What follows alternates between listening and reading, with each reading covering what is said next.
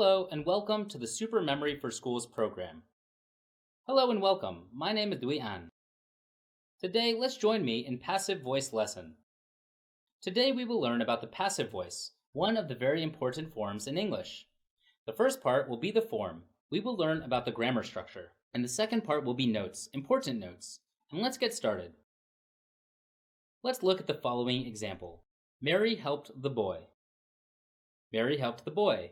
Subject, verb, and object. This is the active form. Then, when changing it to the passive, the boy was helped by Mary. The boy was helped by Mary.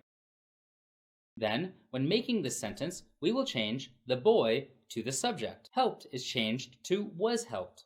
And Mary is put at the end of the sentence, by Mary.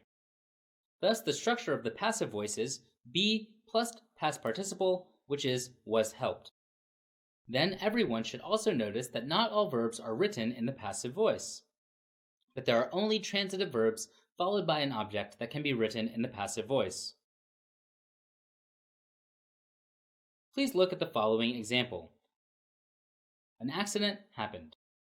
In this sentence, we cannot write the passive voice because there is no object behind the verb. So let's go through tenses and how can we write the verbs in passive form. The structure of the passive tense is be plus past participle. Past participle is a verb in the third column. So all the passives will end with verb, past participle, and verb ed. Then, using be is compulsory in all forms of passive voice. So to make it simpler, let's do the following example. Mary helped the boy is our main example, and it is changed to different tenses. And today's exercise is to write the passive for the above tenses. I will do first. Mary helped the boy is present simple. Then the passive voice would be the boy is helped by Mary. We will change to be of the present simple as is. Similarly, Mary is helping the boy. We will have the boy is being helped by Mary. Do you understand? We will change the form of to be in suitable tenses to get the structure. Similarly, Mary has helped the boy. We will have the boy has been helped by Mary. Mary helped the boy will be changed to the boy was helped by Mary. Mary was helping the boy will be changed to the boy was being helped by Mary. Mary had helped the boy. The boy had been helped by Mary. And finally, Mary will help the boy. The modal verbs, followed by verb bare infinitive, will be changed to the boy will be helped by Mary. And thus, this is the way I change the verb form in the tenses into passive voice. So we've just gone through the main form of the passive, and now let's go through the next three important parts. The first is adverb of manner, place, and time. How do we put the three adverbs of manner, place, and time in our main structure?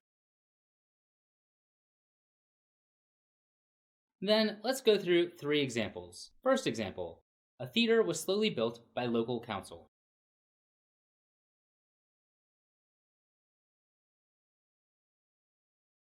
The words slowly here, slowly is the adverb of manner. It is placed between be and past participle. So am, adverb of manner, will be placed here. Second example, a theater was built in my neighborhood by the local council.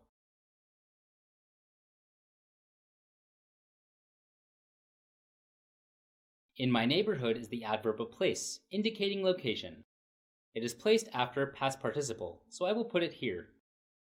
And finally, a theater was built by the local council 10 years ago.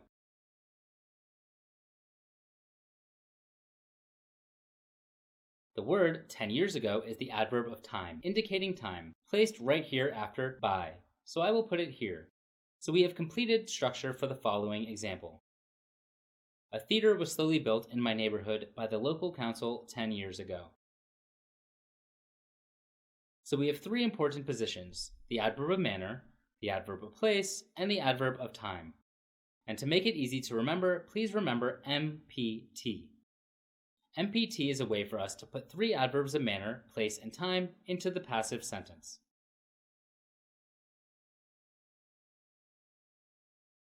Next, let's go through the passive form with questions that begin with WH. For this type, let's go through two examples. What plays did Shakespeare write? With this sentence, it is quite difficult to change a direct sentence into a passive question. So here's a trick. Make it a temporary affirmation. Shakespeare wrote what plays? For this sentence, it is quite easy to change into the passive voice, isn't it? We will put what plays at the beginning of the sentence, change wrote into verb past participle, and end with by Shakespeare. So we have the question, what plays were written by Shakespeare? This is the passive question form. For the second example, it's a question that starts with who. Who repaired your bicycle? Looking at this sentence, you will see a very familiar structure, right? It is subject, verb, and object. With this sentence, it's very simple, change into a passive voice. It starts with, your bicycle was repaired by whom? So we have subject, be, past participle. By whom? But this is not a question yet. So there will be one last step, which is to turn it into a question. Who was your bicycle repaired by? Or, by whom was your bicycle repaired? These two sentences have the same meaning and are both passive forms of our main question. This is quite tricky, so please pay attention to this part. Dear students, let's come to the last part, which is the three of exceptions. Nobody, no one, nothing. And how is the exception? With the first example, no one can answer this question. Instead of writing, this question can be answered by no one. In English, it's much shorter, which is, the question can't be answered. And so we just need to remember one simple thing. That is, the negative form of no is changed to the negative form not. The question can't be answered. Second example, they haven't done anything. We've got a negative form here, which is not plus anything is nothing. Nothing will start a passive sentence. Nothing has been done. Please notice that nothing is considered a singular noun, so the verb is has. So we have finished the last part, nobody, no one, nothing, and end all the passive lesson here.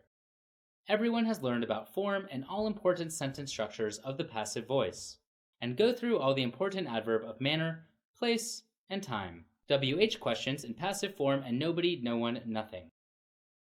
The passive voice is a very important structure in English. I hope that after today's lesson, we will understand how to write passive sentences properly and correctly. Thank you for listening, goodbye, and see you in the next Super Memory for Schools program.